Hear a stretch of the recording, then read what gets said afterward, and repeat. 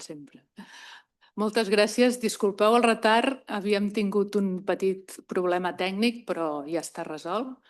Per tant, comencem aquesta inauguració del Fòrum per la Diversitat Lingüística.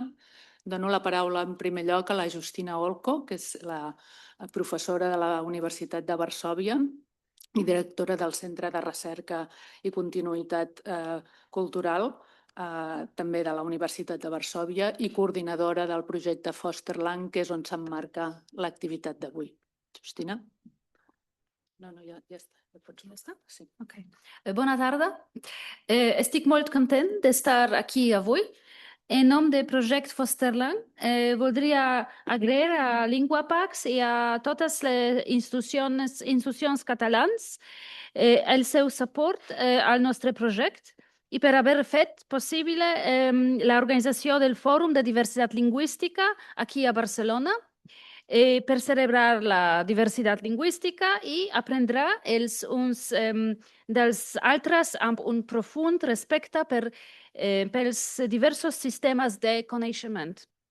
I would like to greet you all on the behalf of the Fosterland.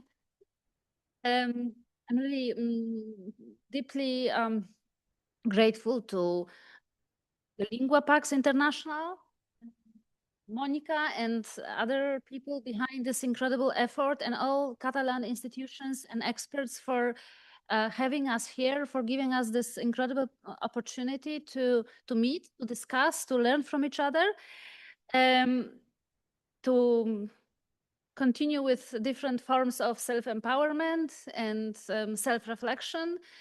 I want to say in the beginning that the thematic scope of our project that focuses on the linguistic capital in Europe, focusing on minoritized and migrants' languages, is in some ways delimited or restricted, you may want to say, by the framework of the program designed by the European Commission.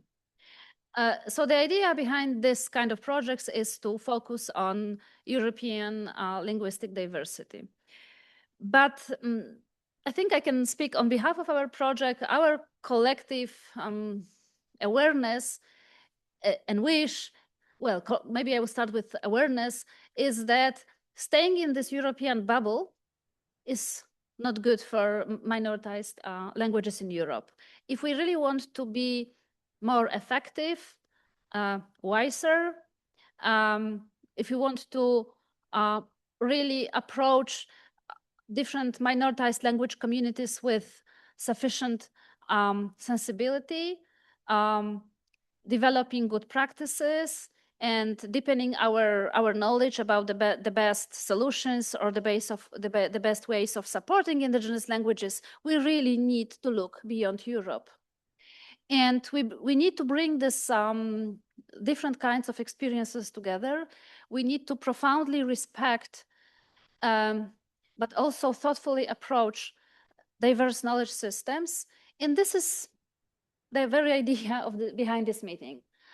We are deeply honored by the presence of indigenous experts and activists from all over the world who are very busy persons pursuing their really deep commitments and agendas in their communities. But nevertheless, you decided to come here and to share your experiences with us. We are profoundly grateful. And on the other hand, we have members, representatives of different minoritized language communities in Europe. Very different communities, from really small communities that are still, some are recognized, some are not officially recognized, to really bigger linguistic communities. But all of them are united by some similar challenges and concerns. And I think this is really a unique opportunity for us to bring these experiences into dialogue and see how different knowledge systems, how different approaches, different historical legacies, and also the systems of knowledge that are encoded in very different indigenous languages can help us all to think about better solutions and better practices to support linguistic diversity today. This is the idea behind this meeting, and you will find very diverse activities, from panels, from lectures to workshops and discussions, and also less formal forms of interaction where I'm pretty sure we can learn so much from each other in ways that I think they're still underexplored. And living the bubbles in which we work, in which we live, with all these limits that our institutions, administrative systems, paradigms impose on us, I think this is like a very, very important step forward to really try to make significant changes and try to really have some impact in the realities that surround us. So let's celebrate linguistic diversity during this several days, and let's try to take these experiences further ahead in our daily work, in our different roles inside academy and outside the academy, and also bridging academy and community work. Thank you.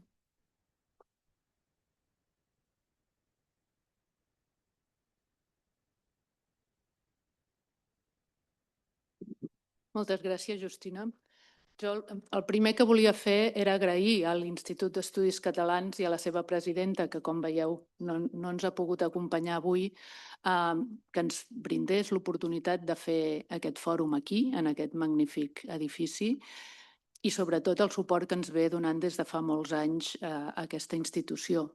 Ella no és avui aquí perquè precisament en aquest moment el Parlament de Catalunya està declarant l'Institut d'Estudis Catalans Acadèmia Nacional i, per tant, la seva presidenta hi havia de ser necessàriament. Quan arribi, quan torni, com que té ple de l'Institut després, ens vindrà a saludar a última hora. També vull agrair, per descomptat, la feina de tot l'equip de LinguaPax, l'equip tècnic en primer lloc, amb la Catiuxa, Matu al capdavant, l'Helena, el Jaime i l'Anastasia, que avui no hi pot ser tampoc, i tota la Junta de LinguaPax, per descomptat, que amb la seva actitud, amb el seu coneixement, amb el seu saber fer, amb la seva diligència i amb la seva implicació han fet que tot això avui sigui possible. Per tant, moltes gràcies a ells també. I també vull agrair i expressar, sobretot, la satisfacció de LinguaPax per formar part del projecte Fosterland. No només perquè ens ha donat l'oportunitat d'organitzar aquest fòrum, que era alguna cosa que feia temps que teníem al cap i que no havíem trobat l'ocasió de fer-ho, sinó sobretot per poder compartir la nostra feina i la nostra tasca amb tants diferents projectes al llarg de gairebé 4 dècades, sinó també per poder compartir i establir aquests vincles i aquestes relacions i aquestes xarxes de què parlava la Justina amb una colla de gent increïble i amb els quals estem aprenent tots junts moltes coses. Per tant, gràcies, Justina, per haver-nos tingut presents i en compte des del primer moment.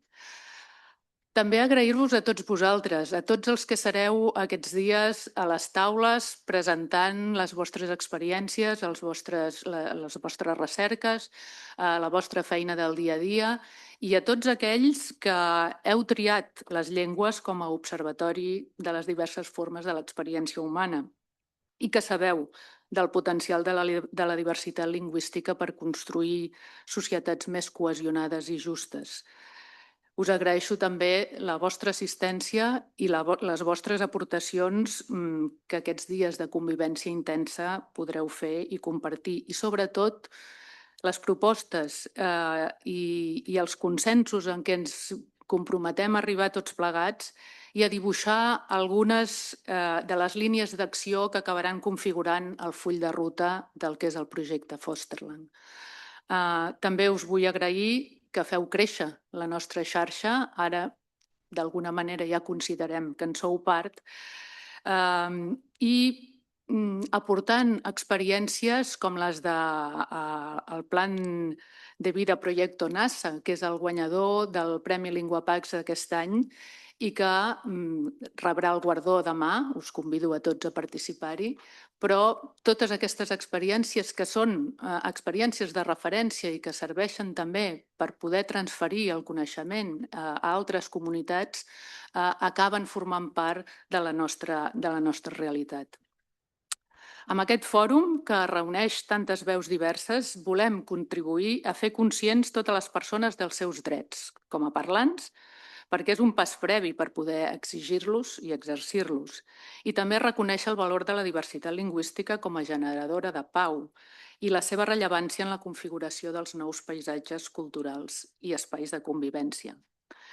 Vincular l'harmonia entre les llengües i les llibertats i el reconeixement de la dignitat de totes les persones i de tots els pobles veu del missatge d'un dels membres del nostre Consell Assessor i Premi LinguaPax també, malauradament traspassat, Neville Alexander, que amb la seva visió de la política lingüística com a eina de pau i de pau social a la Sud-àfrica del post-apartheid, ens ajudà a mirar la qüestió lingüística des de la seva transversalitat i des del seu potencial cohesionador, en un context on ell mateix afirmava potser hauria estat més important ocupar-se d'altres qüestions. Per això pensem que cal seguir avançant per buscar un model de convivència lingüística global amb criteris justos per a totes les comunitats lingüístiques i crear els instruments de promoció dels drets lingüístics que articulin drets personals, col·lectius i territorials.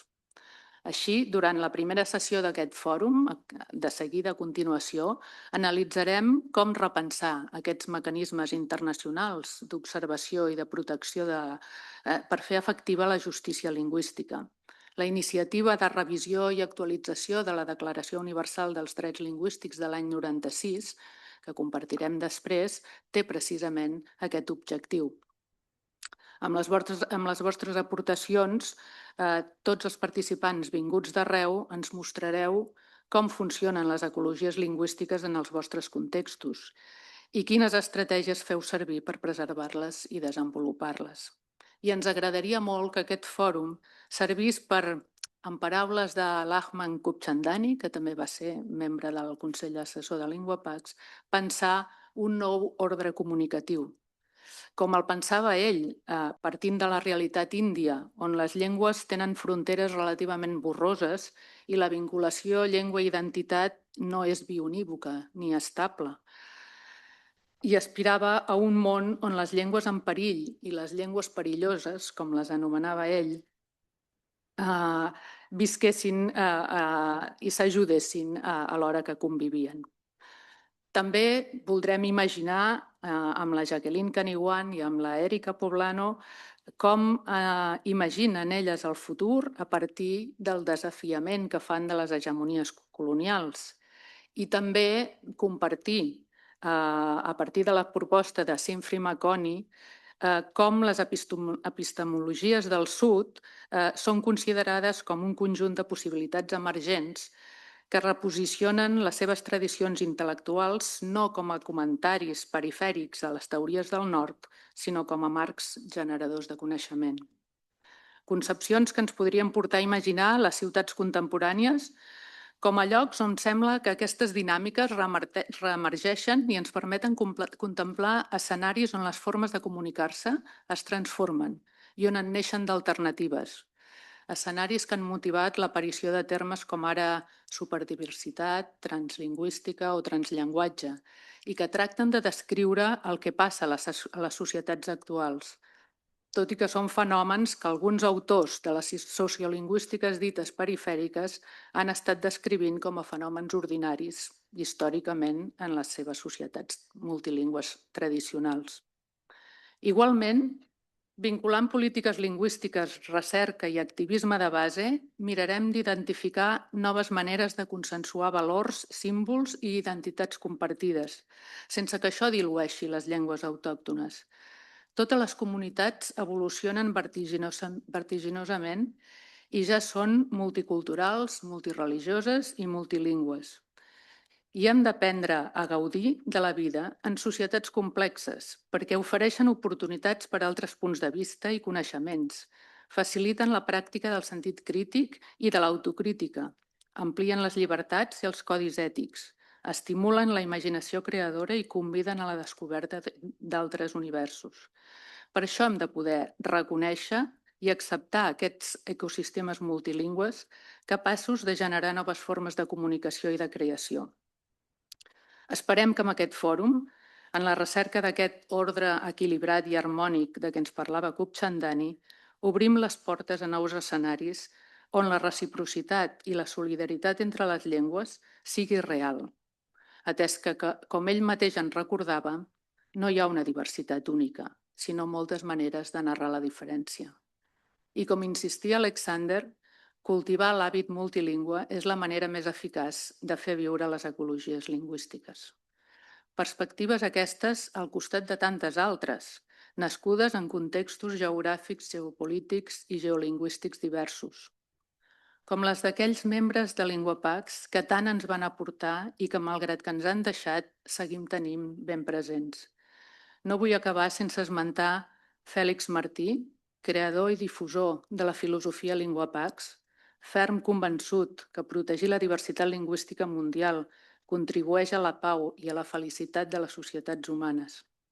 Aprofito aquest moment per fer explícit el nostre més profund respecte i agraïment a qui va ser i sempre serà un dels nostres principals referents, com ho són també Miquel Strubel, Carme Junyent, Toves Kutnakangas i més recentment Donald O'Reilly, les mirades dels quals han construït i fet créixer LinguaPax i segueixen tenint un paper rellevant, perquè creiem fermament que la memòria col·lectiva és la memòria del futur. Moltes més mirades hi tenen cabudes, esclar, i us convidem a tots a formar-ne part. Esperem, doncs, que aquest fòrum ens ajudi a actualitzar els relats que tradicionalment han donat suport als processos de revitalització i enfortir-ne la capacitat transformadora, connectant-los amb els reptes contemporanis en matèria de drets humans, sostenibilitat, feminismes, moviments ambientals i moviments humans, donant visibilitat als discursos emergents procedents d'arreu del món, que vinculen la revitalització lingüística amb la justícia social, la defensa del territori i els drets col·lectius, i posar-los en diàleg amb els agents europeus que treballen per les llengües minoritzades. Esperem, en definitiva, que el fòrum ens ajudi a seguir obrint perspectives sobre les llengües del món, en concordança amb les dinàmiques socials, culturals i tecnològiques, i que ens permeti trobar els discursos, les retòriques i les accions més adients al context actual. Moltes gràcies.